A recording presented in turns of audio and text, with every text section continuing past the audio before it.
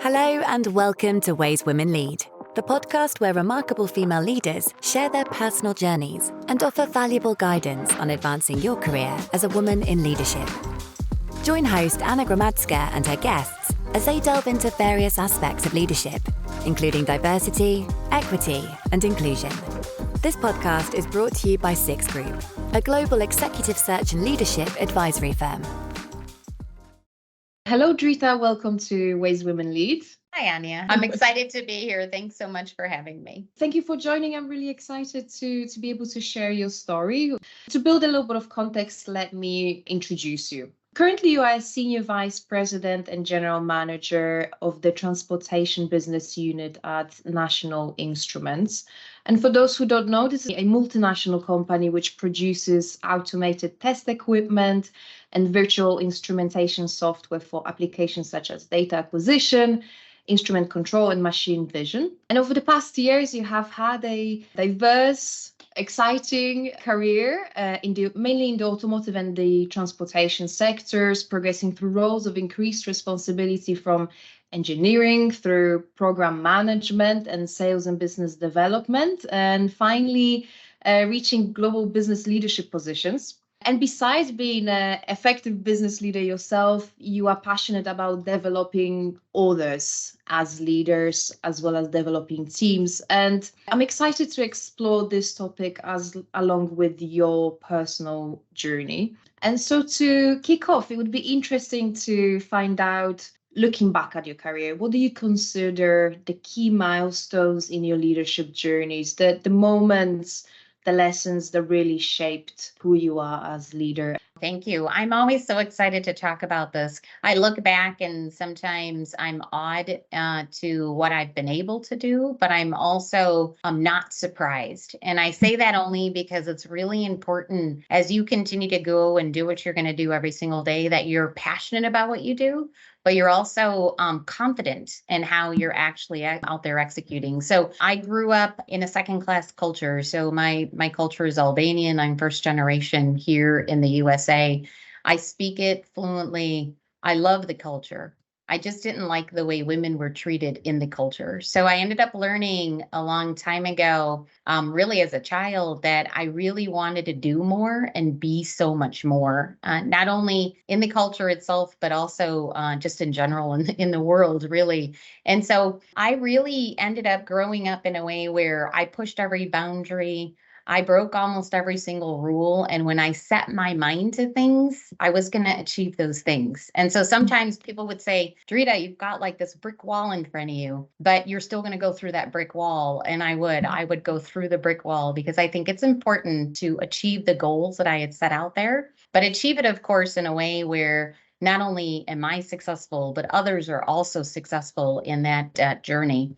And so I really learned to push back on a lot of norms. I was taught back then, if it's a norm and it doesn't sound right, you should push back and create new norms. And so we really pushed back on building new norms and what it means growing up, not only as a child in an Albanian culture, but also through my automotive journey. And so I tell people I was passionate about biology. I love biology. I have a biology degree. I have a biomedical engineering degree, but I loved auto. And so somehow I got a great opportunity in auto. I can tell people that it was this perfect example of anybody can enter and anybody has this great opportunity. In the end, it's true. A lot of people can enter and a lot of people have great opportunity in auto, but you've got to take the chance and you can't overthink it. And so even though I was given every opportunity, again, I have a biology degree. I was working in a lab doing genetics, and I had an opportunity to do systems engineering at General Motors. I can't tell you why. I can't tell you how. I can tell you that somebody saw potential in me, and they gave me an opportunity to see what auto was about. And so when I jumped in head first, knowing that I really didn't know anything, but I was going to have a bunch of people teach me things, and I was going to find the passion and the happiness in what I do. And so when I had ended up working about a year at General Motors, I then went over into Ford Motor Company. And got some really cool opportunities between export and supply chain, and then had an opportunity to really run program management. And program management was my passion. From day one, it was cross-functional leadership. It was really understanding people and really having to tie to their passion and what they want to do. And this was across a level of diversity that you can see didn't really exist. And so you had me as a woman program management leader leading multiple different, really multiple men at that point. And we were all trying to go after actively actually launching multiple programs within the auto industry. When I was at Ford, it was a great opportunity, met a lot of people. I went to Lear Corporation and really grew my career there. But in the end, there were a couple of key things that I learned at Lear that just really propelled me into where I want to go and what I actually want to do. And so a lot of great things that I was able to really do there is one is continue to really push for what I want to do. I was really vocal about my career goals. And I tell my boss back then, and she's still one of my very good friends, and I tell her all the time, like, I held you accountable. I told you what I wanted to do, and I needed you to go execute it. And she was held accountable to help me achieve my goals. And so it was really critical for my growth and where we really needed to go to make it to where I am today. And so she was a critical part of my path and my growth. It just was one of those things where I will always tell people I had a lot of challenges. It was never easy, but my will and my need and my goals weren't going to be shattered by anybody else except myself. And so in the end, I pushed every boundary to achieve what I wanted to. And I can tell you, I'm happy with what I've done in my career. And I hope to continue to help others achieve exactly what I've done in my career as well. It seems like you had a lot of people when you've been in environments that were very supportive and at least helped you, supported you in achieving what you want to do. But also it seems that you didn't, as you mentioned, you didn't think twice. You knew exactly what you wanted, and it was fairly easy for you. Not easy, maybe, overcoming challenges, but easy from the perspective of you knew what you wanted and you knew that you had to maybe struggle or maybe not in other situations, but you had to try at least to get there. What got me curious is you mentioned breaking few walls. Can you give me an example? What was the situation that you particularly remember where you had to come strong to it in order to make things happen for you? There's a couple of important things. One is automotive, like other industries, the challenge of really growing as a woman or diversity at all is a real big challenge. I never want to set the expectation that the good old boys network does not exist. It absolutely exists. And so every part of my career, there was a lot of pushing back onto what that means, how deals are made, how promotions are given.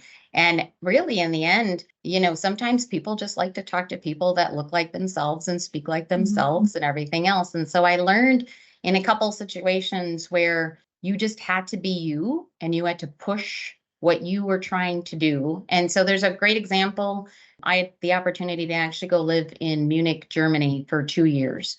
Great opportunity. My children were really young, 3 and 5, and my husband was actually a stay-at-home dad, which is probably one of the other biggest norms that we broke in our entire culture and relationship and how we grew up. Because, my dad was I'm going to go to work every day and put the food on the table, et cetera. And my husband was, I'm going to take care of the babies while my wife goes to work every day and puts food on the table. And so we broke all those norms. And then we went to Europe. And Europe was quite a challenge, actually, because it was I was being put there to be able to drive a whole different way of how we're going to do business than when I was working at Lear. So we had a different way of how we're going to run the business, where our focus was, where we're going to grow.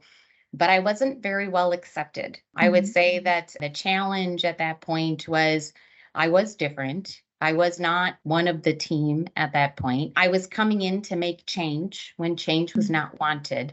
And at that point, I'm in a camp. And when you get to a certain point within leadership, you become part of certain camps.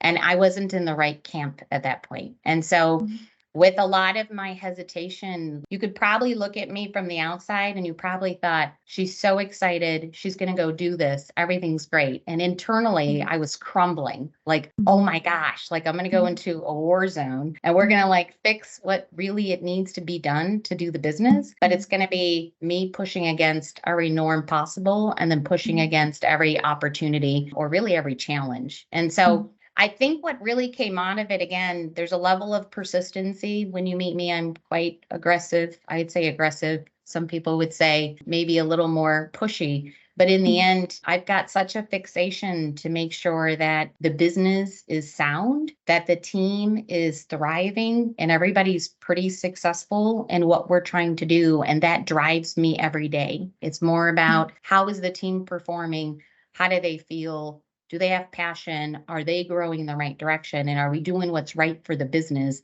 And not only for what's right for the business, but everybody that really impacts it. So one of the biggest challenges there was to bring that leadership team into the same realm that we were trying to execute as part of the business.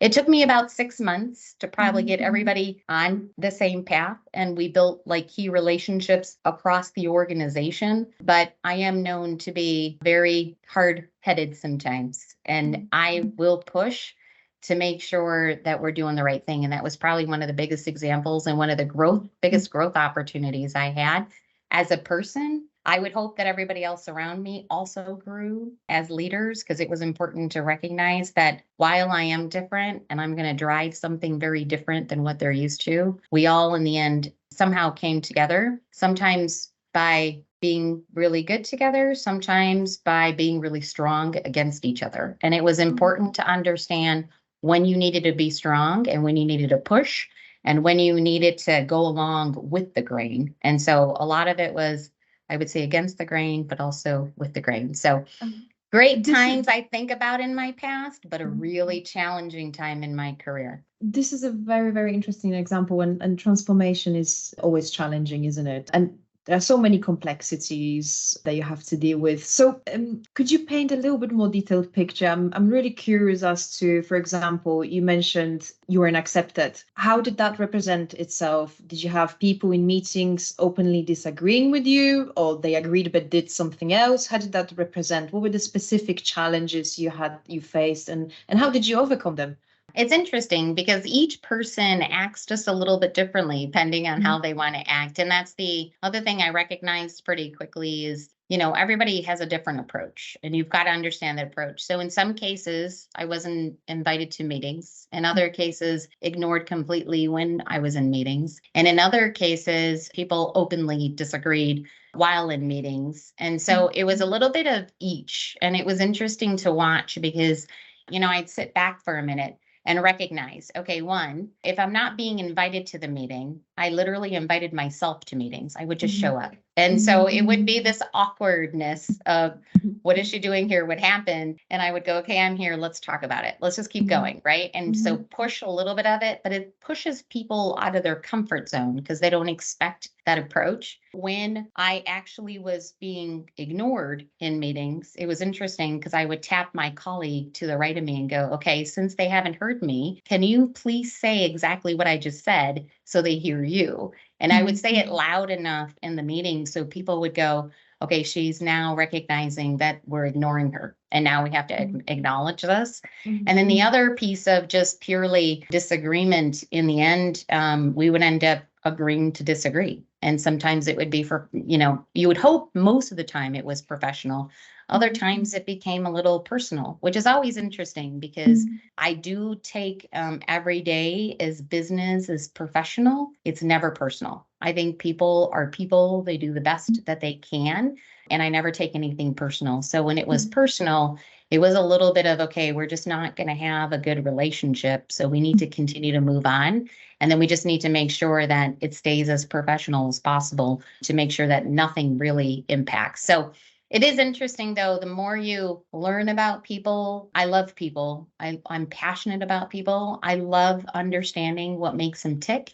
And so the more and more of really understanding how people approached these, it was easier to be able to be a little bit more bold in how I was going to approach it. And so sometimes it ended up to be pretty good. And again, a lot of those colleagues are my friends now. And so we did go through some tough things, but it took me to be quite bold and it took them to learn. And so we've gone through it, but a lot of those colleagues today, I called today and we have, we have fun and we have, we chat about life and it's all good. So what a fantastic example. I imagine, of course, those disagreements won't be solved in that one meeting, but at least you gave yourself a seat at the table. I imagine once you showed up to one of those meetings, then you were invited the next time.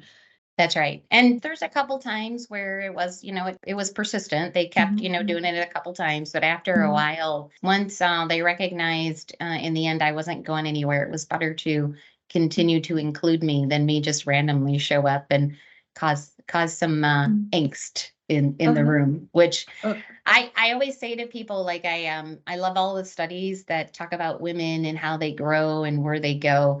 It's kind of one of those things of, do you get a seat at the table? No, you dictate that you have a seat at the table. You're already there, you're present, and you make yourself present because there's a lot of things that you can add as value. And it's important to be able to push your way through some of that and not overthink it. Because if you overthink too much, you end up actually pulling yourself back and you aren't achieving what you said you're going to achieve. And so you actually, in my experience, you garner more respect that way than you actually do waiting for somebody to hand you a seat at the table, per se. Last time we talked, you were telling me how passionate you are now about developing others as leaders. You've reached a certain position, you've learned many lessons, I presume. So I'm curious, what your mentees and people you are developing, what typically do you have to help them with? What are the challenges they are facing? So it's interesting because the great thing about my roles is I've probably had a new role every 2 years or so. And within that, I've been able to meet so many new people within the organization, so many different people, what they're trying to do and how they're trying to achieve. And again, one of my passions is getting to know people so I can understand what they're passionate about.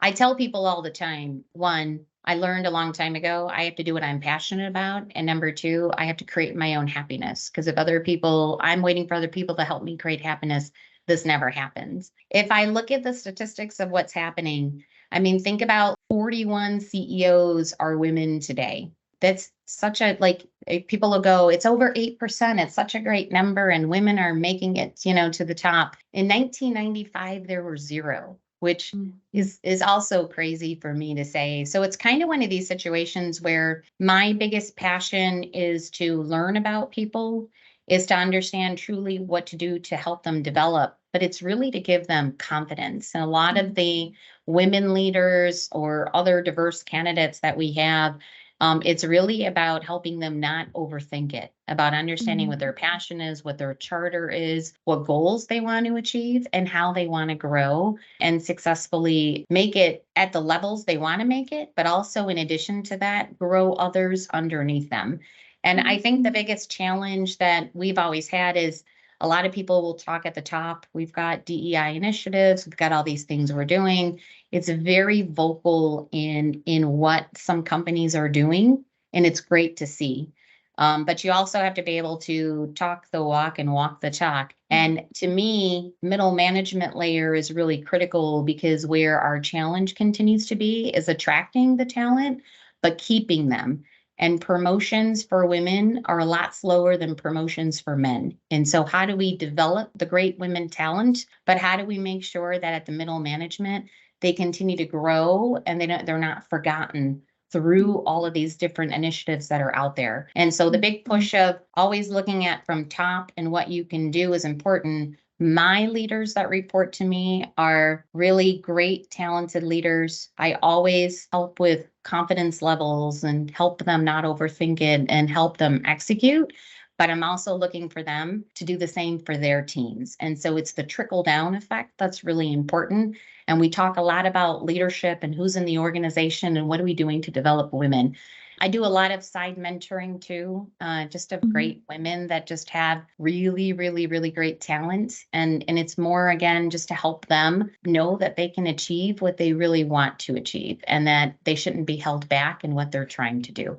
And so a lot of what I do today is exactly that. It's just more really mentoring, but also pushing the initiatives through the organization, not only at my level, but all the way down to the middle management level, which is really critical in helping, again, not only attract the talent, but also help them grow and help them grow positively, just like any other employee would in this industry.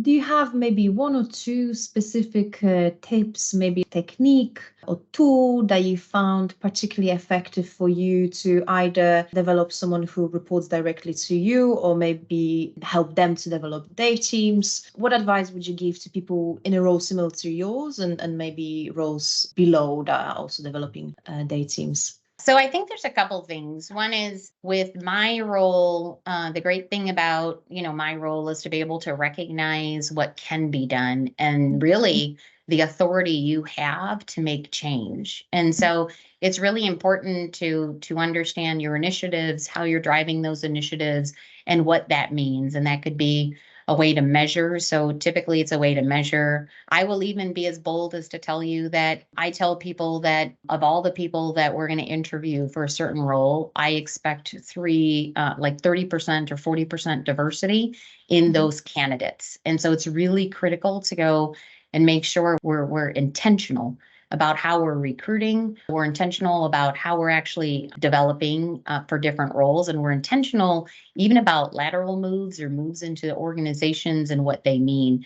And so there's a couple of key initiatives. One is we're intentional about our hiring. And so we are very, very specific about what kind of talent and diverse talent and what that percentage is. But we're also intentional about, I'm going to say, a traditional career development plan. I laugh because I remember sitting with my boss one day and I said to her, I said, "Hey, I want to be the CEO." And she looked at me and she said, "What are you talking about?" And I said, "I want to be the CEO and your job is to develop me to get me there. So what are we going to do next?" And she just kind of laughed. And then she said, "You know what? You're right. You're going to be the CEO. So let's talk about it." And she literally sat down and said, "These are the things that we're going to go do to help develop you and get you the experience you need and to move you quickly through your career." And this is exactly one of the things that I ask my teams to do as well, is for those high potential, diverse candidates, really all candidates within the organization, but the diverse candidates specifically, it's very intentional about their development and their growth. And it's measurement against that. And so it's always good. You can say things, but are you actually executing to what you say? And these are the things that I actually spend a lot of time doing with my team, in addition to really women leaders that report directly to me. It is the same exact conversation. These are the things we're going to do. This is the next step. This is how we're going to grow. And these are the key critical skills that you'll obtain and continue to strengthen you as a leader. And so those are the key initiatives that I use. I'm wondering, would you advise them to also hold their managers accountable for developing them? I think that's a very important lesson. Absolutely. Absolutely. Yeah. And that's the key is I think a lot of people, one, aren't vocal enough about what they want to do. Two, as a program manager in automotive, to say I want to be the CEO of a tier one company, at that point, like some people would go, "You're not really ready for that, obviously, but you're also not probably going to stick around long enough."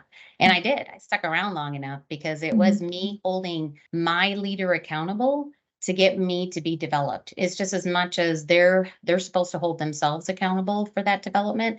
But every time I would see her, I'd go, "Okay, I did this. Let's keep going. What are we doing next? Like, what's next?" And it was always, she'd throw me in different opportunities because it was part of my career development and she was held accountable to do it.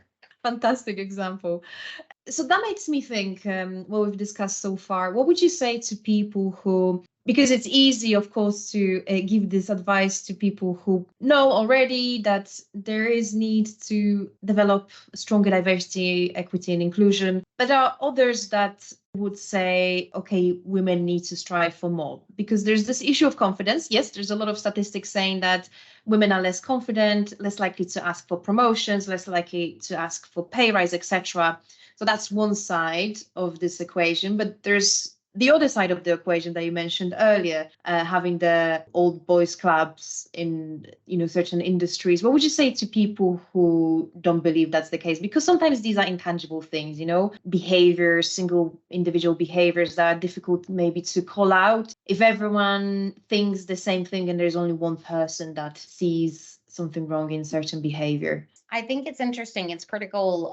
One, again, it goes back to some people will say the good old boys network, that's so old school, and that isn't alive. It is alive. It's well and alive. I think you have to recognize it. And people that recognize it are better leaders that way. Even for the men that recognize it exists, but they have to live in it to survive, right? Which is an interesting concept too, because a lot of people are like, men don't suffer. Some men actually do suffer through some of these situations. I think the issue really goes back to making sure that each person, again, is intentional about how they do, but it's giving that, it's really pushing for that confidence. I think women also, you have all these statistics and all these things that people talk about, but in the end, I think it's also like women somehow still need some level of validation and some level of confidence. I would say, forget all that. You don't need validation. You don't need confidence. You give all of that to yourself and you don't allow anybody else to take it away. And so when these good old boy networks exist, when the DEI initiatives aren't really paying out because some companies, again, like to speak this way, but they don't actually execute, it is up to the individual. So everything that I do, I push for what I'm going to do for myself. Because in the end, you have to take care of yourself. And it's really important to take care of yourself. But it's also then attaching yourself to that certain percentage of leaders within the organization that know there needs to be change. And you can tell, and I tell people this all the time, like today, I work for another great woman leader. So I've been really fortunate. I've worked for women leaders a lot of my career, super strong people that have gone through a lot of challenges within the organization. I choose to work for her because I know she's paving a path for change. And I'm right alongside her paving that path. And it's important for people to recognize who in those organizations are making change and driving change, and then work with those initiatives to push. And again, at the higher level is important, but also at the middle ranks. And you're always going to run into challenge. And the question is going to be is how much can you put up with before you stop working against the challenge? There's a lot of, it's amazing, a lot of persistency in what men do and like some of their leadership skills. It's very interesting. And women, after a while, including myself, get tired of pushing against the norms. And you got to keep pushing against the norms and having the consistency, but also the strength to keep doing it. Change is happening, but change is too slow.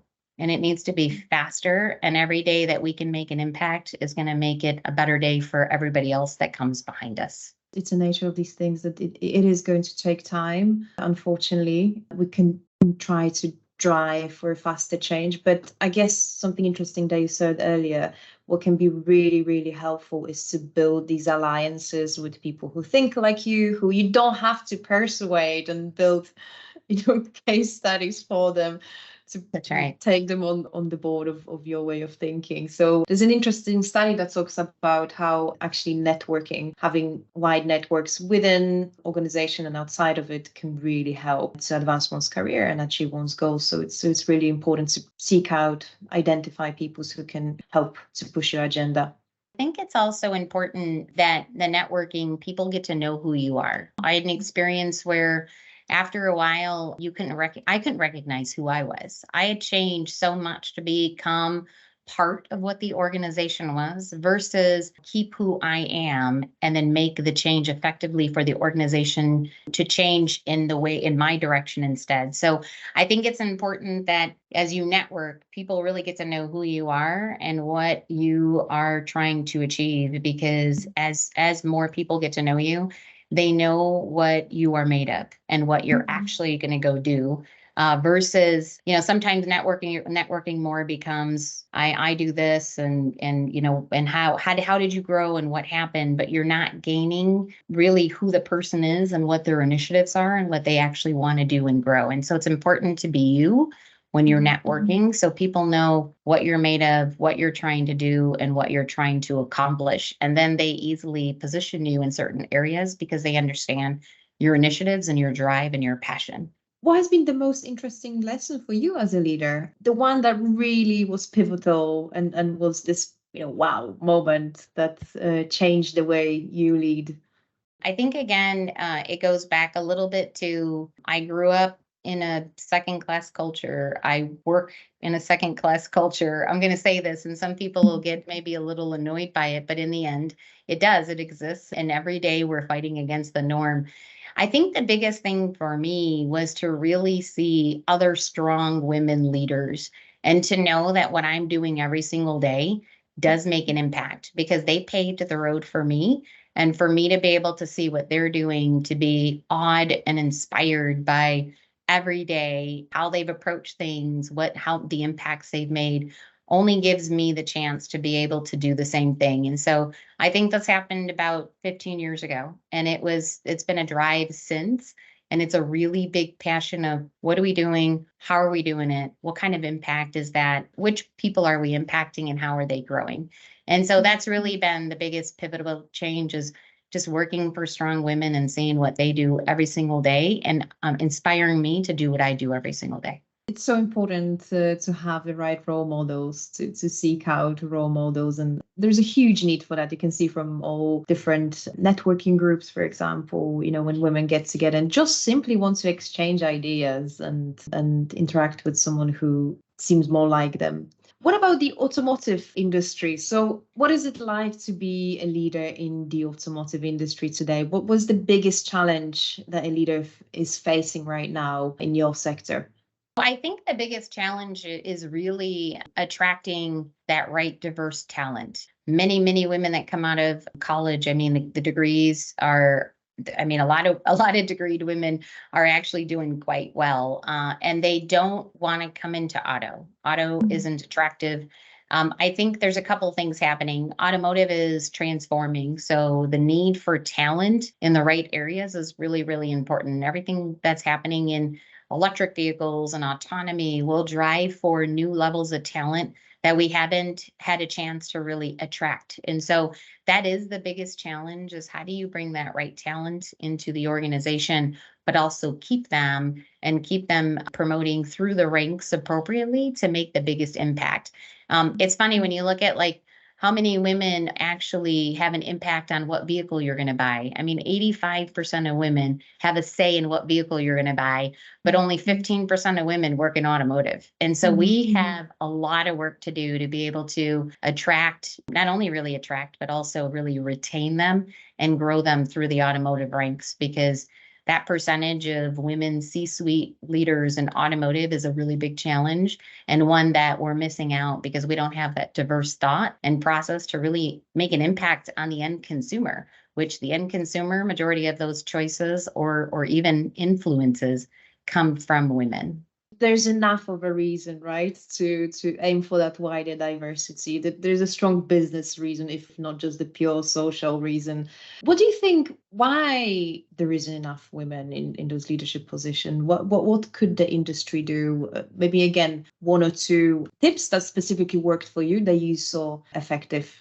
So I think again, it goes back to a little bit of promotion through the time frame that women are in automotive. And so promotions are uneven. If you're sometimes a name on a radar, you might get a promotion. If not, then you don't. And so how do you really intentionally develop women and promote them equally to their men colleagues? Because I know when you grow up, you're sometimes going, well, why am I at this position? And my colleague is in this position. What is he doing differently than I'm doing? And so this is where a lot of the how do you intentionally really grow women to be able to keep them through and then help them through some of the challenges that do happen in automotive. It is a bit cyclical. We make really good upward swings, and then we kind of go back down a little bit. And so it's kind of how do you make sure that women continue to grow intentionally through their whole career to really get to that C-suite level. And to be able to, really deal with all of the politics that sometimes exists in automotive, which is really important. So if you've got the right leadership and you've got somebody intentionally growing you through the ranks, it's a lot better of a chance to keep women in automotive than it is to lose them. So there's this massive talent pool that is untapped, and that can help automotive organizations to really evolve and grow. And it is important to make these efforts, these intentional DE efforts that look specifically at this specific group.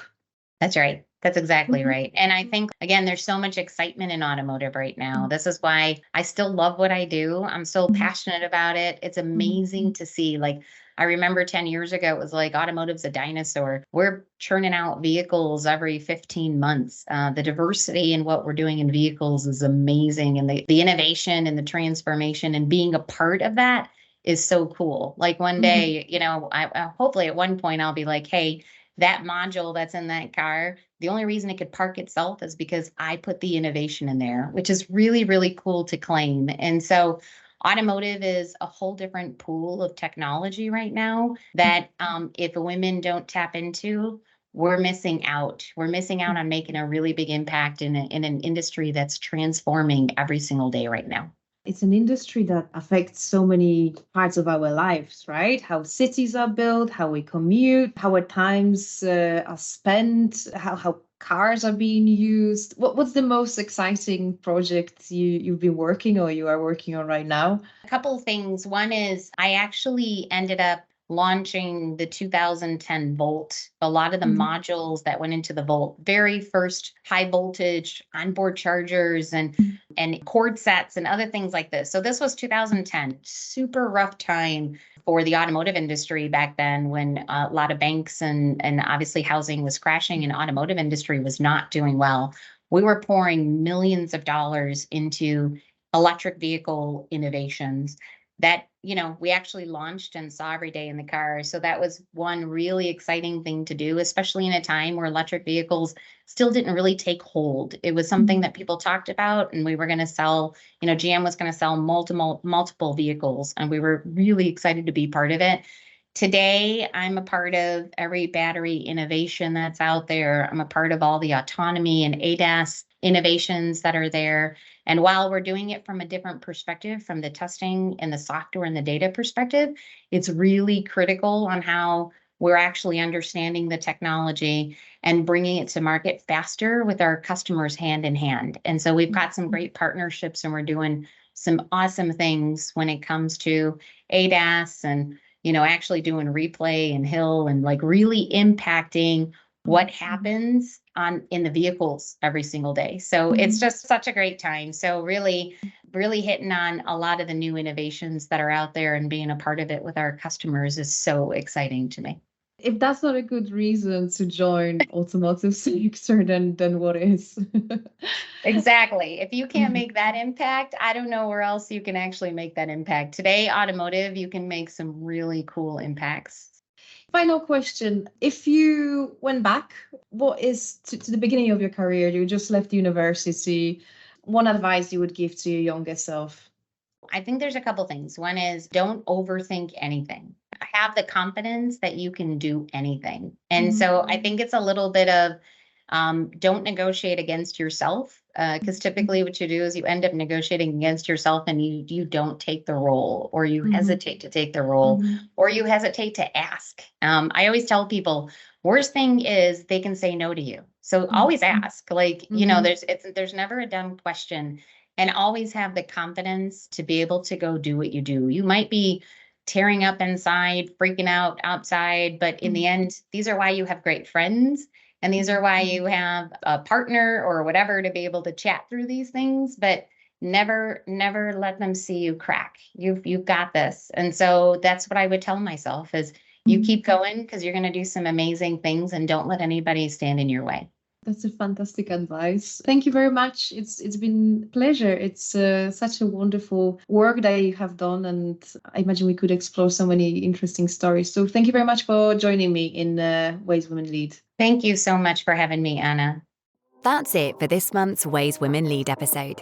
But there is plenty more insightful and actionable advice from where this podcast came from. Check out our website on www.sales 6-group.com if you'd like to know more about how to build and develop diverse, inclusive, and effective leadership teams, and how to progress your career as a leader.